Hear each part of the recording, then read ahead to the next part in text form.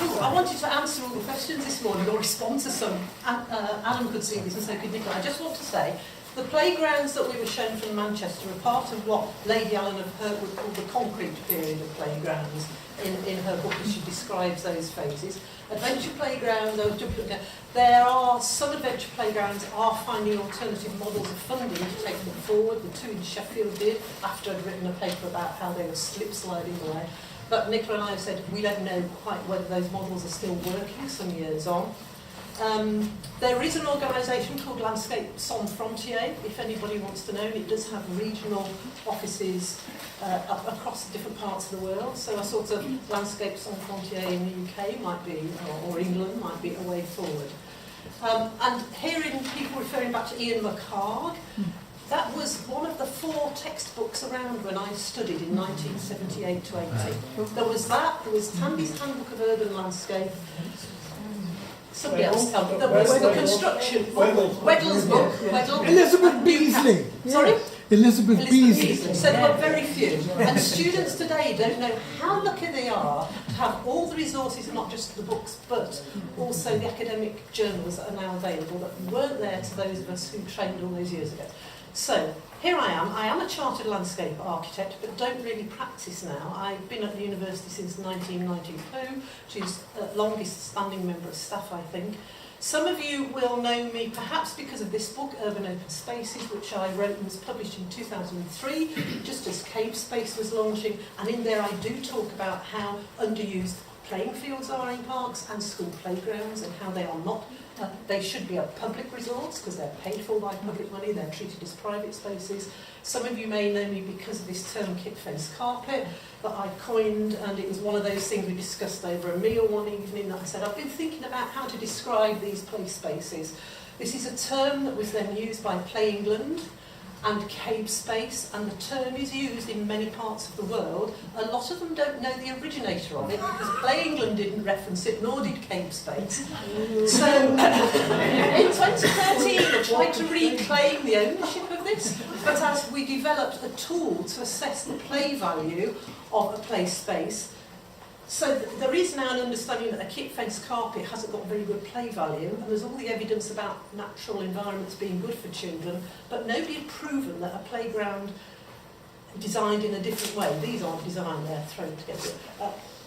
Ex-students, I'm not doing the electronic, but a more natural play space, we have a tool that shows they have better play value. If anybody wants to know more about that, please let me know. And there's been all sorts of books about play in primary schools, with a whole load of sociologists. This has a chapter in it that I've written about found spaces, so playgrounds are constructed spaces, you know, children play in all sorts of other spaces. And then of course as an academic you have to write papers.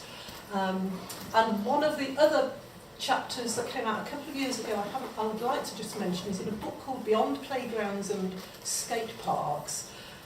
And there's a chapter in it about the lobbying and policy development and funding development of what happened with Cave Space and Play England, and then how it all collapsed after the 2010 general election. But I'm here really to talk about, or to start by talking about this EPSRC, which is one of the government's research, the country's research council projects called Playing the Archive. And I want to know whether any of you have heard of Peter and Iona Opie. Yes. So some of you do and some of you don't. That's great. I don't think they ever met Lady Helen of Hurt, but I'd love to know. I just don't think they quite did. Our project, at the heart of it, is the Opie Archive, which is held at the Bodleian Libraries in Oxford. And the archive has had an initial sort of cataloguing. From that, our project pays for some of that. I wish it to be digitised, to come to our university, and boy, getting that contract in place was no fun, and took much longer than we expected. Then we have a team who are cataloguing the work, so that there is going to be a public web interface of a web page, a website, where you will be able to search, and the cataloguing is going very detailed into how might a user or a researcher want to access the archive. Brilliant. So the sort of words, play or skipping games or whatever. But I tell you that the cataloguing team, and particularly the folklorist who's driving it, there's so many, it's such a complicated thing for them to be cataloguing. The speed of cataloguing isn't quite as much as we wanted, and we are going to have to find more funding at some stage. The third stage of this project is that with our colleagues who are at UCL, the PI, the principal investigator, is at UCL in the School of Education and Media. What was the Institute of Education, but now in UCL. They and another colleague in Sheffield are leading ethnographic work in school playgrounds to look at contemporary play, and we're trying to trace some of the original OPID contributors to do oral histories. That's really hard, especially with GDPR and everything. There's another stage which is where the VR stuff comes in, the VR and the AR, the stuff I know nothing about as a landscape architect really. So there's a team at UCL in CASA who are dealing with that. And the idea is that something from the OP archive is represented in some VR AR stuff in the Museum of Childhood in London, and actually it's not going to be Western Park Museum, it's going to be the Site Gallery in Sheffield. And then we've sort of got this last bit of the project, which is mixed reality playgrounds, which is really difficult with the small amount of money we've got. So there's not going to be many physical changes, and I'll mention that. What's a mixed reality playground? Ah, well, yeah, very good. There's VR, virtual reality and augmented reality and mixed reality, sort of bringing some of that together with real life experience. Okay. This is some of the team. So we did go to the Olympic Park and played a bit. And I've said I'll talk about the past, the present, and a bit about the future, but I haven't got long, so I'm going to have to go through this. So Iona and Peter, OP, were a husband and wife team of English folklorists. They were not researchers, they were not university members of staff, and they collected a lot of information about children's play. They published some books, and the archive is what informed the books. They initiated their research, and this is interesting, the Times has already been mentioned. They initiated their research with a letter to the Sunday Times asking for assistance in the even more difficult task of collecting the oral lore of school children. Here is one of the books. They used a network of people to collect data, as we would call it now. So they involved 200 schools and 20,000 children. This is a project that took them from the late 50s, 60s, 70s, and they were even still collecting data in the 80s. And what the team are discovering as we go through the archive is that they didn't have one questionnaire. They had a sort of set of questions at the beginning, and it developed into a questionnaire, and there were different iterations of it. But they also built up an enormously strong relationship with a lot of the teachers. So there's correspondence between them and the teachers. So much more different from how research is done today, when it's very structured, and yes, you might want to do it. This is almost the sort of stuff we should all be doing, but some of the structures and frameworks don't allow us to do it. So in the end, they had about 4 iterations of the questionnaires. There were contributions from the children and these correspondents. This is what some of it looks like, and here's box number 8, and here's to prove we did go to the Bodleian, and the Bodleian staff had laid it all out in these beautiful new archive boxes because they had been able to get money for a finding aid, which was the high level of cataloguing. And here we are, actually, that's box number 1. I wanted to look in box number 1. So they sought a lot of detail and context about how children learned a game or a play or the songs or the rhymes. But they also included where did they play and what time of day. And they picked up a lot of seasonal things as well. And they were very clear that they're not just about collection of oral lore, but the transmission, distribution, age origins. So where had you learned this game from? Very important thing for this passing on of games. And a lot of us look at school playgrounds and think, they're boring, which a lot of them are, as a designer, but there's still a lot of play game, because children intrinsically have this amazing imagination. What's important is the children should give the names or names of the game they're playing. So there's quite a sort of, in the early days, you know, this is how we want it to be. Then it became more set questions. So to create, to make this digital, as I say, the documents have been digitised, not quite all of the collection because there wasn't enough money, and some of my colleagues had tried to get, in education, had tried to get this collection digitised before, and the costs were too horrific. We've managed to somehow get the bottle into a reasonable level of costs. There are 23,500 images that have been digitised, and which we are now in possession of. And we are going through these bit at a time. As I say, you look at a piece of work and then you're cataloguing it. The boxes also have other things apart from written text. So most of this is written texts. And I'm a bit frustrated there aren't more photographs. I've been trying to match up photographs to support the text, and it's not easy. It's not working very well. But there are there are occasional things like books or booklets that the children did, and I love this because I remember skipping. I skipped it. It was one of my big pastimes as a child.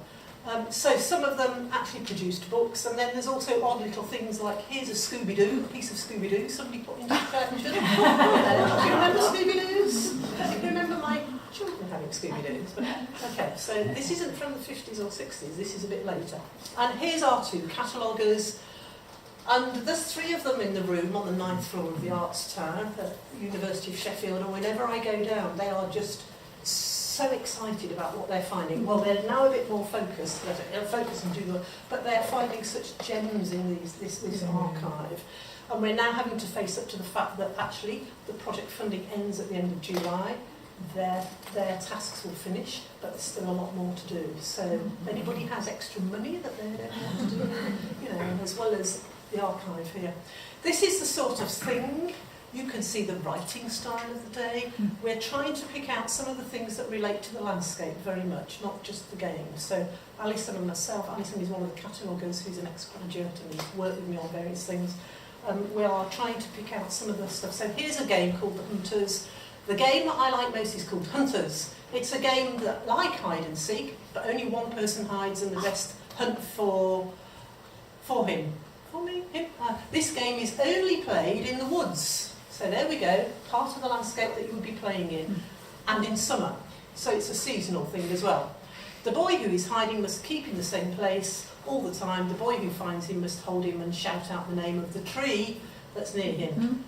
We like this game because you have to know the name of trees and be a good hunter. They could have become landscape architects, couldn't they? Perhaps they did. Here's a little sketch. Well, we used to, I don't know, this is only the top of the writing, but something to do with actually, I think they're going that way. Team runs away from whatever.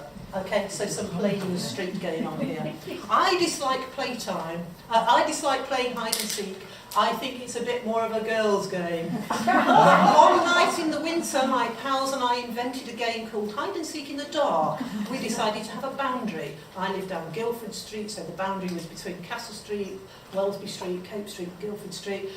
Then we thought, oh, we must have torches. The idea was to hide down passages, lay in grass, jump over fences, do anything inside the boundary. So lots of exploring of the landscape, and in a very graphic way. What you will also begin to realise is is that we are having to be very careful on redacting, so names, because of data protection, and we don't know who wrote these. The copyright still holds it. So there's been lots of legalities that I still don't think I fully understand. I still keep asking questions about as we go through this, but these will be redacted before they're actually visible on the website. Not all of them, but the sensitive information. And even words like, in some of the games and rhymes that were played, there are certain words, there's an N word you wouldn't use now, that we're having to be very careful about. First to the cemetery. Listen to this, the people who are playing this game line up on one of the pavements and the road and wait until a car or motor lorry comes. When it gets rather close, you walk them across, and the one gets nearest to the front bumper wins. This is the London team were up this week. We were having a great thing looking at some of the risk stuff in this archive. Okay, so I could talk for hours about any of these because I've got other things. But so the breadth of play is really clear, and we haven't got to all of the detail of this in the archive, but they're definitely talking about playing in the countryside, the country, the park, the playground, recreation ground.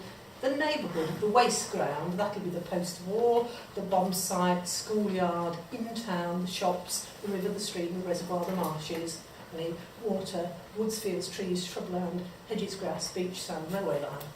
I remember my brother putting an old penny on the railway track at Licking Embankment, and the steam train went over it.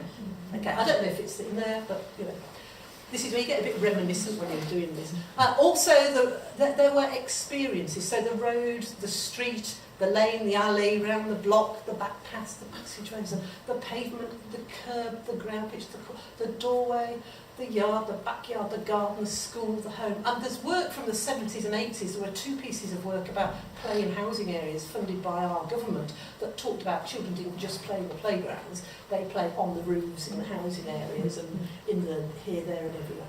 And what sense of place were they getting in these physical settings? Well, there was hiding, safe, sanctuary, territory, base camp, boundary, things being out of bounds, starting, open, and plenty of room. And, you know, one of the few photographs that I think begins to encompass some of that exploration. Some of the outputs from the project are this. I hope you can see. So this is a box of delights. One of our cataloguers, who is also a consultant for us, and she's very creative, and has created this. This is some of the memories of things coming out of the archive. So there's marbles, there's games written, there's a whole load of things here representing visually and materially the archive. Now, the project has this technology bit, and actually I'm going to be honest and say I think the technology bit is the reason we got the funding, because of the particular call it was, and it is really hard to get money to explore play in any way in research. I can tell you by the number of failed research application bits I've had over the years. So, this is a telephone, it's not a real one. The team in London, the techie team in London are developing it. It will ring and it will need to be answered. It will be going in the Museum of Childhood in London and the Site Gallery in Sheffield, and it will ring and the child will have to pick it up. Now, I don't know if you know this, but this is really novel for children because they don't know about picking up a phone like this, and there's been stuff on the internet recently about it. And they will hear contemporary recording of children reading from the OP archive, and those recordings have just been done in Scotland and Wales, interestingly, and we were hearing some samples of it this week. So children don't know what a box is. They seem to be fascinated, but you know, you give them a child one of these, they go, well, what do we do with it? They don't know what to do because they don't know it goes around like this, and that's how you dial the numbers. Another output will be the mixed reality bit.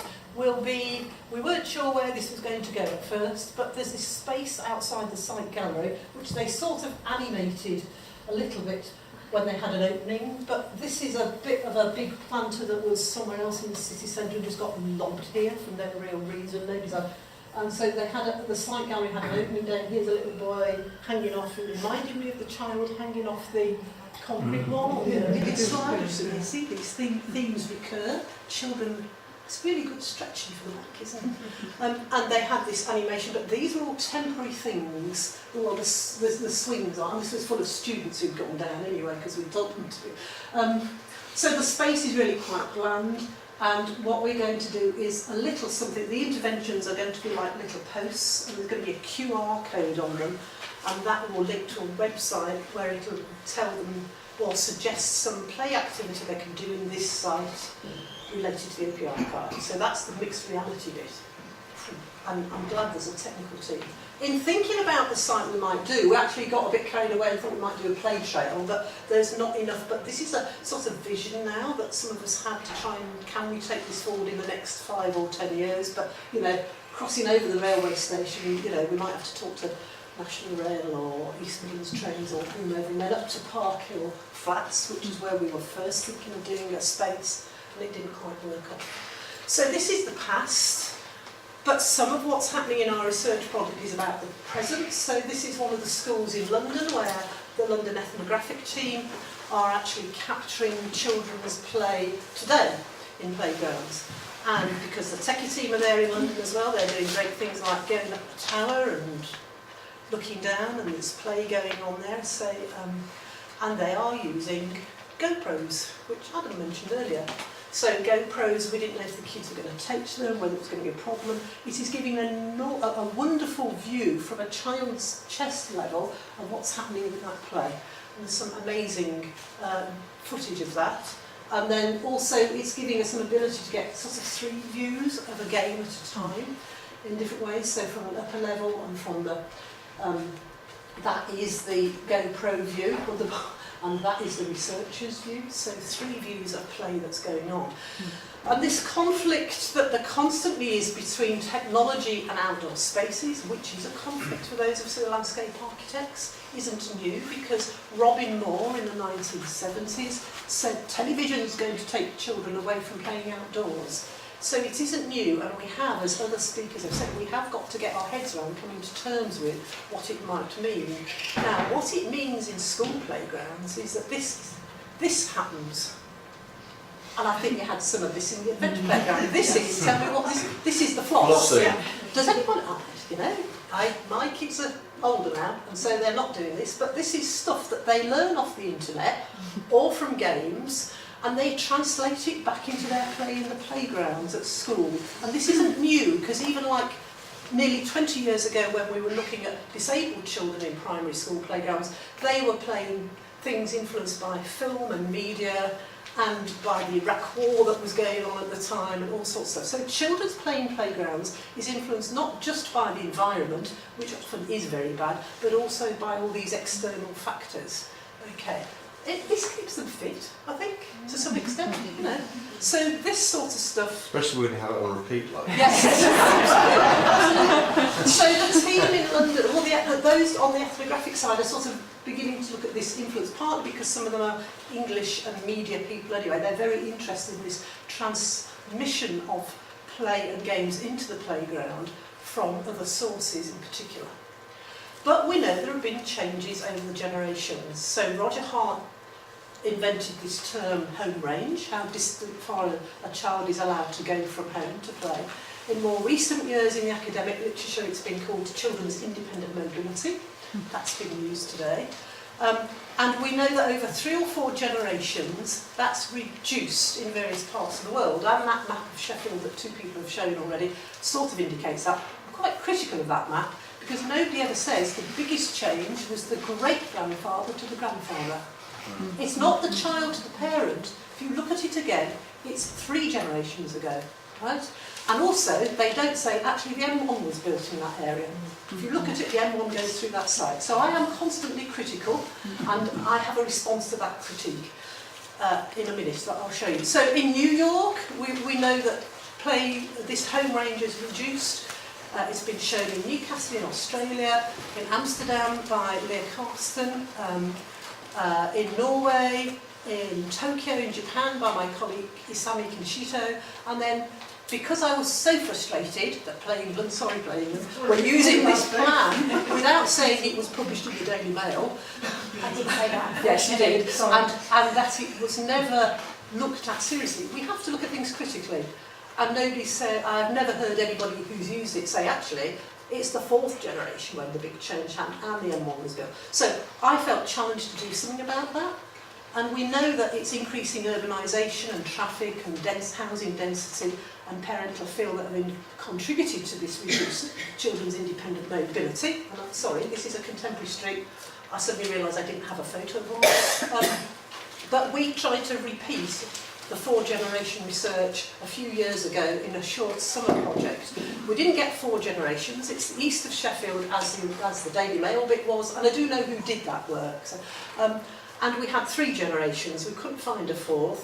And it does show that, can you see the grandparent, you probably can't read it, the grandparents have the greatest range, and the parents, and then the child is the one at this little house there, and they didn't go very far. And that's just 3 generations. The other family we did it with, it was very dramatically different, okay? And we do know 1 road was built in this time.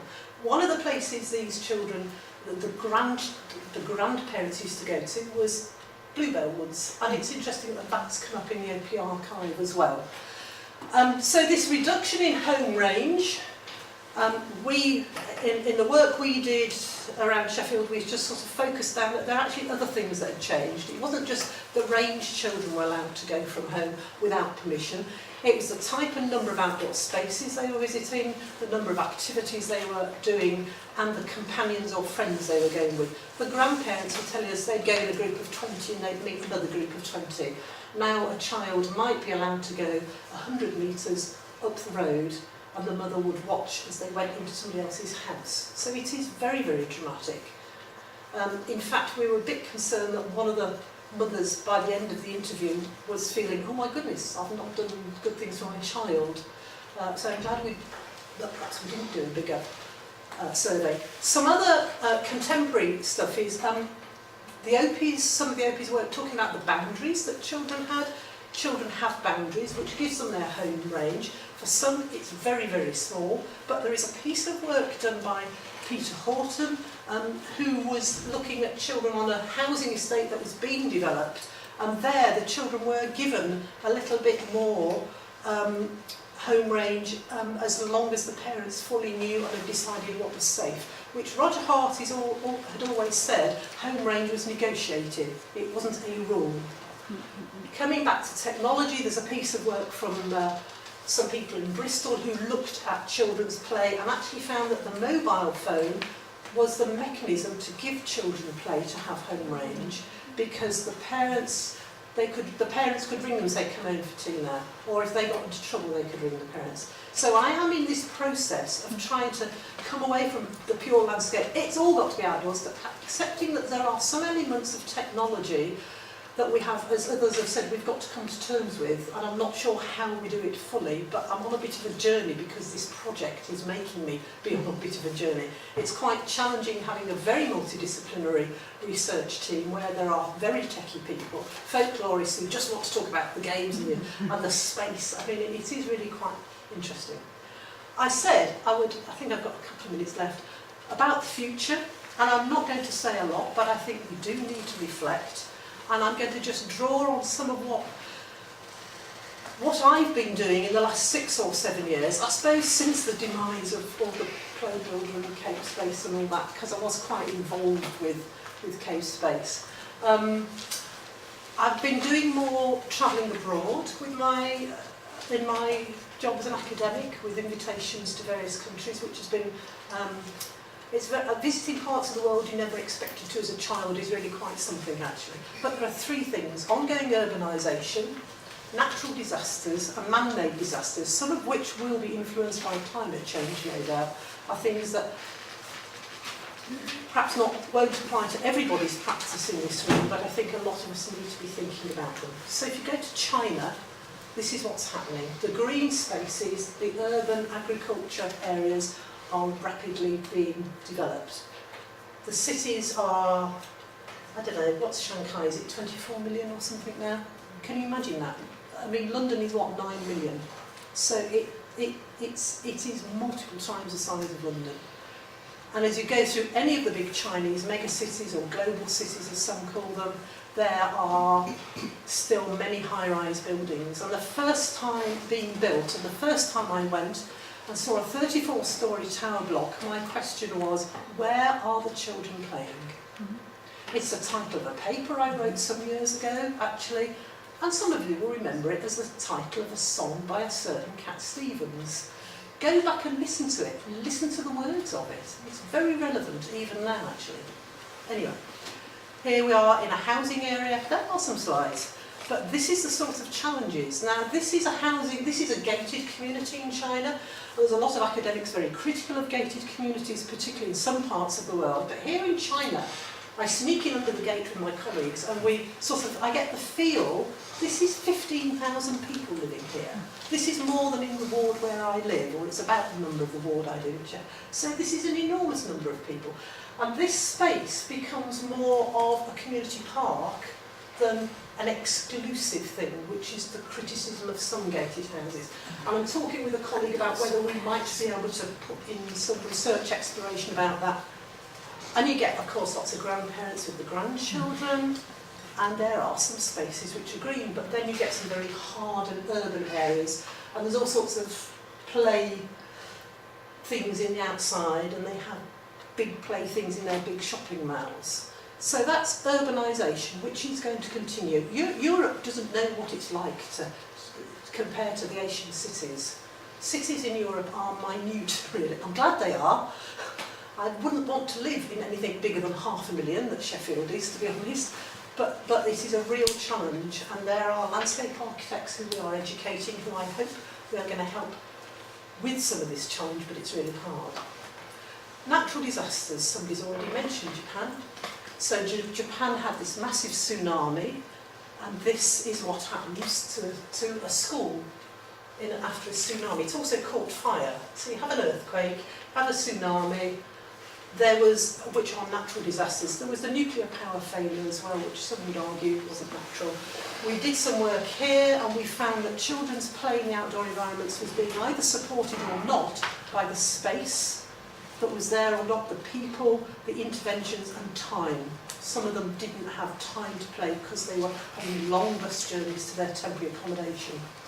But when you go and see that people in a country like Japan, after a disaster, are living in temporary accommodation like this, and temporary ends up often meaning 5 or 6 years, the life of a small child, and that what they have got is massive provision for cars and nothing for children to play in, and these are traumatised children, then I think something is wrong.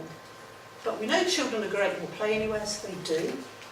And there are interventions in the form of play buses and the people, the play workers who go and actually, but not they're just playing in a bit of tarmac by the...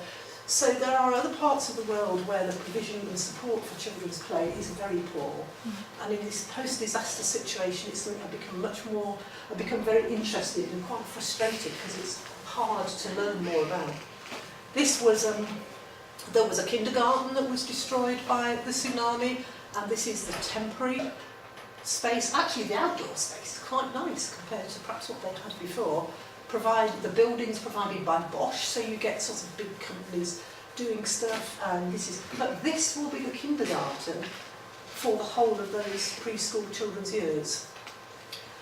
Then we have man-made disasters, and in the last year I have been to Jordan a couple of times with some of my science colleagues. This is Amman, and this is a Lebanese settlement. It was started as a refugee area, but now it's the edge of the city. But if you're allowed in and have organised to go into a refugee camp, this is what you see.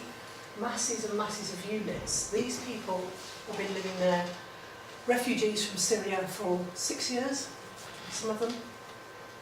And it looks like this. But the children walk to school here. Interesting. So I'm currently in discussion with UNICEF because they are very concerned about some of the safety of their spaces, but building that relationship up is very difficult, and I'm hoping to introduce them to the risk-benefit document. I'm applying for some internal funding, but whether we'll get it or not. But I don't know what's going to come out of this. But the situation for children playing here has some similarities and some differences to other parts of the world. They need to be allowed to play, even more so because of what they've been through, because they are very traumatised. Okay, so just a bit of a summary. In some parts of the world, there's a decrease in children's independent mobility. What's dawned on me through the last couple of weeks in our project is much of the play in school playgrounds is happening. We talk about children, it happens in school playgrounds, but I think, and this is my recent, you have a eureka moment. Oh, well, it's because they're allowed to. They have timetabled in times to go out and play. There is less play in the streets. Some of that play is mediated by technology, and we have to just acknowledge that. We're not going to stop that.